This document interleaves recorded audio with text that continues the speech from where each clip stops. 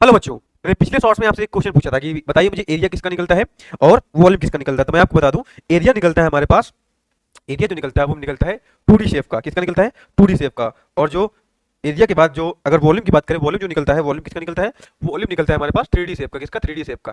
तो ये रहा हमारे पास 2D शेप, ये हमारे पास क्या है? ये हमारे पास है, इसको हम लोग बोलते हैं 2D शेप। क्या बोलते हैं? 2D shape. इसका निकलता है एरिया।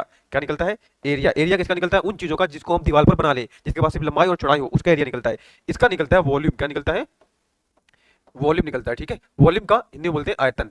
आयतन निकलता है, इसका आयतन निकलता है, समझ गए? इसका आयतन होता है L into B into H. ठीक है, आयतन किसका निकलता है? जो 3D शेप में होता है। किस शेप में होता है? 3D शेप में। 3D बोले तो 3 डायमेंशनल, जिसके पास 3 दिशाएं हो, लंबाई चौड़ाई और ऊंचाई तीनों हो, उसका निकलता है आयतन। और जो 2D होता है, जो सरफेस बना लेते हैं, उसका निकलता है एरिया।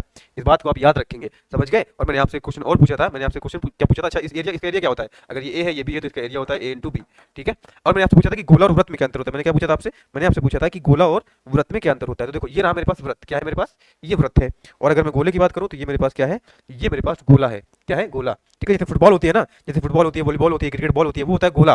मम्मी की रोटी, हाथ की चूड़ी, तवा, तवा के साइड का, वो होता है एरिया, सॉरी सर्कल, वृत्त होता है। समझ गए? वृत्त हमेशा 2D होता है, जिसके पास एक लेंथ, दो लेंथ है, इसके पास 3 लेंथ होती है, इसको बाहर भी बुरा हुआ होता है। इसके पास यहाँ से रेडियस होती है, इसके पास बाहर से रेडियस नहीं होती, इसके पास इंटरनल रेडियस होती है, अंदर रेडियस होती है। ठीक है, इसके पास कैसे रेडियस होती है? इंटरनल रेडियस होती है। तो ये हमारे पास 2D शेप है, ये हमारे पास 3D शेप है।